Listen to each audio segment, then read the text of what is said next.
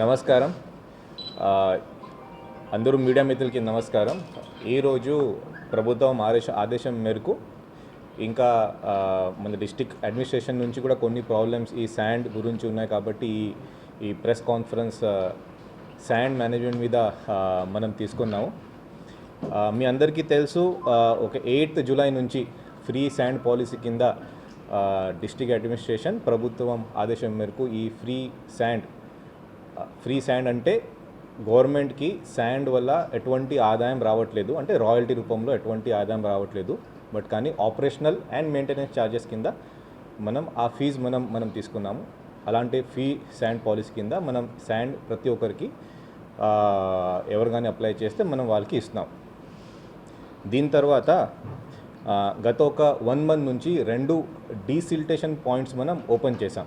ఆ desiltation point నుంచి వచ్చిన శాండ్ డీసిల్టేషన్ చేస్తే అక్కడ నుంచి గ్రావెల్ రావచ్చు, ఇంకా మట్టి రావచ్చు, దీంతోపాటు శాండ్ కూడా మనకి వస్తుంది. ఆ వచ్చిన శాండ్ కూడా మనం గవర్నమెంట్ నుంచి ఆదేశం మేరకు మనకి ఈ శాండ్ పాలసీ ప్రొసీజర్ ద్వారా అది కూడా మనం పబ్లిక్కి మనం ఇస్తున్నాం. ఇది కాకుండా ఇప్పుడు రాబోయే అక్టోబర్ 16th నుంచి ఇంకా కొన్ని శాండ్ రీచెస్ ఓపెన్ అవుతున్నాయి. ఇప్పటికీ మనకి ఒక 6 శాండ్ రీచెస్కి పర్మిషన్ వచ్చింది. ఇంకొకటి 6 శాండ్ రీచెస్కి పర్మిషన్ రావాలి. మనం పర్మిషన్ అప్లై చేసాము. మనకి పొల్యూషన్ కంట్రోల్ బోర్డ్ నుంచి అలాగే సెంట్రల్ పొల్యూషన్ కంట్రోల్ బోర్డ్ నుంచి అలాంటి పర్మిషన్ వస్తేనే అది కూడా మనం స్టార్ట్ చేసాం. అది ఒక నెక్స్ట్ 3 to 4 daysలో అది కూడా వస్తుంది. ఇది కాకుండా మనకి ఒక 4 సెమీ మెకనైజ్డ్ రీచెస్కి కూడా మనం పర్మిషన్ పెట్టాము. బట్ కానీ దీనికి కొంచెం టైం పడవచ్చు, ఒక 2 to 3 months టైం పడవచ్చు. అది కూడా పర్మిషన్ వచ్చిన తర్వాత అది కూడా మనం ఓపెన్ చేస్తాం. ముఖ్యంగా ఈరోజు మనం ఎందుకు ఈ ప్రెస్ కాన్ఫరెన్స్ తీసుకున్నామంటే, ఈ 2 డీసిల్టేషన్ పాయింట్స్ దగ్గర మన దగ్గర స్టాక్ యార్డ్స్ ఉన్నాయి. ఆ స్టాక్ యార్డ్లో నిన్న సాయంత్రం చూస్తే, ఈరోజు డేటా మన దగ్గర ఇంకా రాలేదు, నిన్న సాయంత్రం చూస్తే మన దగ్గర బూర్జా ఒక స్టాక్ పాయింట్, అంటే బూర్జా మండల్లో కాకండం ఒక స్టాక్ పాయింట్, అలాగే గారా మండల్లో ఒక స్టాక్ పాయింట్ ఉంది. 2 కలిపి మెట్రిక్ టన్ శాండ్ ఉంది. ఇప్పటి వరకు అంటే ఈ వెబ్సైట్ ఓపెన్ అయిన తర్వాత ఇప్పటి వరకు మనకి ఒక 522 అంటే 522 ప్రైవేట్ ఓనర్స్ నుంచి, అంటే ప్రైవేట్ వెహికల్స్ ద్వారా ఓన్ వెహికల్స్ ద్వారా మనకి శాండ్ బుకింగ్ మనం ఇచ్చాము. ఇది కాకుండా ఒక 71 గవర్నమెంట్ వెహికల్స్ ద్వారా, అంటే గవర్నమెంట్ ఎంపానల్డ్ ప్రైవేట్ ట్రాన్స్పోర్టర్స్ ద్వారా మనకి రిక్వెస్ట్ వచ్చింది. అయినా సరే మన దగ్గర ఈ శాండ్ ఉండిపోతుంది. బహుశా పబ్లిక్కి ఇంకా సరైన సమాచారం అందలేదు. ఈ ఏపీ శాండ్ మెకానిజం ఏంటి, మేనేజ్మెంట్ సిస్టమ్ ఏంటి, ఈ వెబ్సైట్ ఏంటి, దీనికోసం మనం ఈ ప్రెస్ కాన్ఫరెన్స్ మనం తీసుకున్నాం. సో ఇప్పుడు మీ అందరికీ తెలుసు, ఆనరబుల్ చీఫ్ మినిస్టర్ 19th ఒక వెబ్సైట్ కూడా ఓపెన్ చేశారు, sand.ap.gov.in. అంటే మీరు ఇక్కడ సిస్టంలో కూడా చూడొచ్చు. మీకోసం అక్కడ కూడా, అంటే టీవీలో కూడా పెట్టడం జరిగింది. ఈ ప్రెస్ కాన్ఫరెన్స్ తర్వాత దయచేసి ఆ విజువల్స్ కూడా మీరు తీసుకోవచ్చు. ఈ శాండ్ పాలసీ కింద, ఈ వెబ్సైట్ కింద మనం ఈ శాండ్ హైబ్రిడ్ మోడ్లో మనం ఇస్తున్నాం. మనం ఎలా చేస్తామంటే, మన దగ్గర ఉన్న స్టాక్ పొజిషన్ మనం ఈ వెబ్సైట్లో మనం ఎంటర్ చేస్తాం. ఆ స్టాక్ పొజిషన్ ఎంటర్ చేసిన తర్వాత మనం పబ్లిక్కి 2 రకాల మనం ఆప్షన్ ఇస్తాం. మనకి ట్రైన్లో తత్కాల్ టికెట్ ఎలా ఉంటుంది, అలాగే మనం ఇప్పుడు దీంట్లో మనం పెట్టాం. గతంలో మనం ఎలా చూసామంటే, ఒకవేళ శాండ్ మన వెబ్సైట్లో పెట్టిన తర్వాత ఎంటైర్ క్వాంటిటీ ఒకేసారి బుక్ అయిపోతుంది. సో అప్పుడు తర్వాత ఒక 2-3 రోజుల తర్వాత ఎవరు కానీ అర్జెంట్గా శాండ్ అవసరం ఉంది అంటే అప్పుడు వాళ్ళకి శాండ్ దొరకక మళ్ళీ ప్రాబ్లం అయ్యే పరిస్థితి వస్తుంది. కాబట్టి ఒక హైబ్రిడ్ మోడ్ అంటే మన దగ్గర ప్రతిరోజు కొంత స్టాక్ మనం ఆన్లైన్ కాకుండా, అంటే ఒకసారి కాకుండా ఆన్లైన్లోనే కొంత స్టాక్ మనం ఓపెన్ చేస్తాం.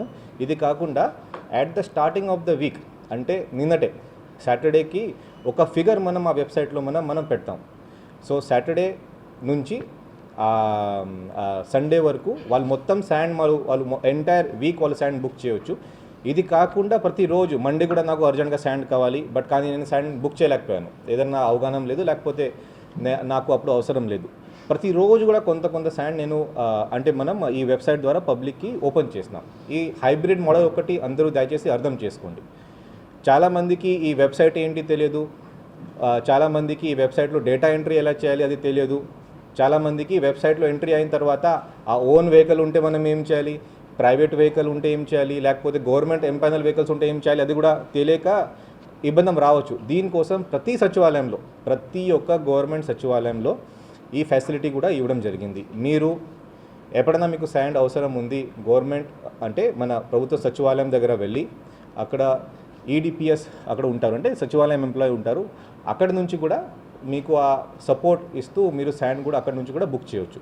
ఇది కాకుండా మన కలెక్టరేట్లో కూడా ఒక ఫెసిలిటేషన్ సెంటర్ ఉంది, ఇక్కడ కూడా వచ్చి మీరు శాండ్ బుక్ చేయవచ్చు. సో ఆన్లైన్ బుక్ చేయవచ్చు. మీకు ఆన్లైన్ ప్రాబ్లమ్స్ ఉంటే మీరు ఆఫ్లైన్ కూడా మీరు అంటే ఇక్కడ ఇలాంటి సెంటర్స్కి వచ్చి మీరు బుక్ చేయవచ్చు. సో శాండ్ బుకింగ్ ప్రాసెస్ ఇది అందరికీ చెప్పడం జరిగింది.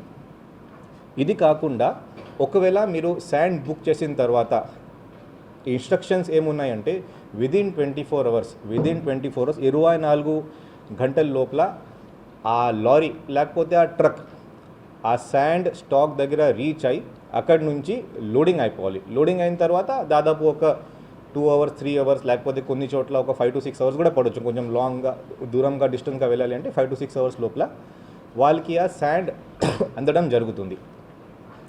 దీని తర్వాత మనం ఇక్కడ ఉన్న ఒక ఫెసిలిటేషన్ సెంటర్ నుంచి ప్రతి ఒక్క కన్జ్యూమర్కి ఆ కన్జ్యూమర్ ఓన్ వెహికల్ తీసుకుని రావచ్చు, లేకపోతే మన గవర్నమెంట్ ఎంపానల్డ్ ప్రైవేట్ ట్రాన్స్పోర్టర్ ద్వారా కూడా మనకి శాండ్ రిక్వెస్ట్ చేయొచ్చు. ప్రతి ఒక్క కన్జ్యూమర్కి కాల్ చేయడం జరుగుతుంది.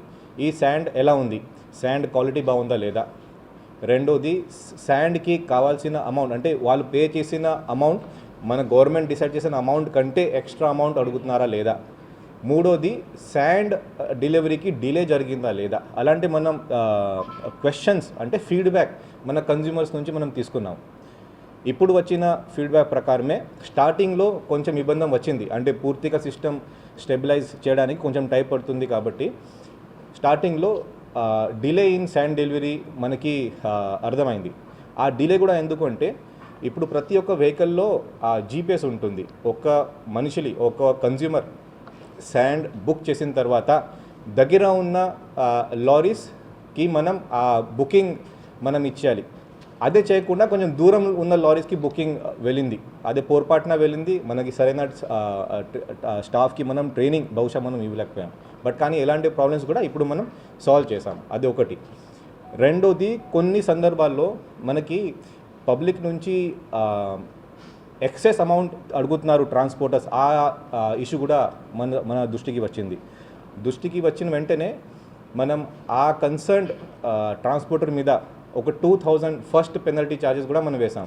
మనకి ఇప్పుడు గవర్నమెంట్ ఎంపానల్ ట్రాన్స్పోర్టర్స్ నుంచి మనం ఈఎండి కింద ఒక ఫిక్స్డ్ డిపాజిట్ మన దగ్గర ఒక డిపాజిట్ మనం కడతాం. అదే డిపాజిట్ నుంచి మనం ఈ పెనాల్టీస్ మనం ఆ ట్రాన్స్పోర్టర్ మీద మనం పెట్టినాం. ఆ రెండోది, కొన్ని 1 or 2 ఇన్స్టెన్స్లో శాండ్ క్వాలిటీ బాగాలేదు, లేకపోతే నేను ఒక 20 మెట్రిక్ టన్స్ శాండ్ నేను అడిగాను, నాకు వచ్చిన ఓన్లీ 18 మెట్రిక్ టన్స్ మాత్రమే ఉంది. ఇలాంటి క్వాంటిటీ ఇష్యూస్ కూడా మన దగ్గర రావడం జరిగింది. అటువంటి సందర్భంలో కూడా మళ్ళీ ఆ ట్రాన్స్పోర్టర్కి కాల్ చేసుకుని ఇది ఎందుకు జరిగింది, దీనికి వెనక ప్రాబ్లం ఏముంది అది కూడా మనం సాల్వ్ చేసాము. ఎక్కడెక్కడ మోడిఫైడ్ ఇంటెన్షన్తో వాళ్ళు తప్పు చేశారో అక్కడ మనం ఖచ్చితంగా ఫైన్ కూడా మనం వేసాం. ఇది కాకుండా ఇల్లీగల్ శాండ్ మైనింగ్ ముందు కూడా మనం చాలా స్ట్రిక్ట్గా మనం యాక్షన్ తీసుకున్నాము. ఇప్పటి వరకు మన దగ్గర డేటా ప్రకారమే ఒక 5,75,000 ఫైన్ మనం ఇప్పటి వరకు లారీస్ మీద మనం వేసాం. ఇది నాకు తెలుసు, ఇది కూడా తక్కువే, ఇంకా మనం ఎక్కువ వేయాల్సిన పరిస్థితి వస్తుంది. ఎందుకనే మనకి ఈ ఇల్లీగల్ శాండ్ ట్రాన్స్పోర్టేషన్ కంప్లైంట్స్ ఇంకా ఎక్కువ వస్తున్నాయి. ఇప్పుడు పబ్లిక్ ఏం అర్థం చేసుకోవాలి అంటే మన దగ్గర ఒక 6,000 metric tons as of yesterday sand మన దగ్గర ఉంది. మనం ప్రతి ఒక్క పబ్లిక్ కన్జ్యూమర్ వాళ్ళ రిక్వైర్మెంట్ బట్టి ఒక కన్జ్యూమర్కి పర్ డే 20 మెట్రిక్ టన్స్ మనం శాండ్ ఇవ్వడానికి మనం సిద్ధంగా ఉన్నాం, మనం రెడీగా ఉన్నాం. మీరు దయచేసి బుక్ చేస్తే ఏపీ sand.ap.gov.in ఈ పోర్టల్కి వెళ్ళి మీరు బుక్ చేస్తే మీకు ఉచితంగా విదిన్ 24 అవర్స్ లోడింగ్ ఫెసిలిటీ ఇవ్వడం జరుగుతుంది. అలాగే ఒక 5 to 6 అవర్స్ తర్వాత మీ దగ్గర వచ్చి మీకు కూడా ఒక ఓటీపీకి ఆప్షన్ మనం ఇస్తాం. అంటే మీరు అక్కడ క్లోజ్ చేయకపోతే ఒక కన్జ్యూమర్ ఆన్లైన్ బుక్ చేస్తారు, ఆన్లైన్లోనే కన్జ్యూమర్ కూడా బుక్ చేయాలి, క్లోజ్ చేయాలి. ఆ క్లోజ్ కూడా ఓటీపీ ద్వారా వాళ్ళకి ఒక ఓటీపీ వస్తుంది, ఆ ఓటీపీ వాళ్ళు ఎంటర్ చేస్తేనే ఆ క్లోజ్ అవుతుంది. సో కన్జ్యూమర్ డిస్సాటిస్ఫైడ్ అయితే కన్జ్యూమర్ క్లోజ్ చేయరు.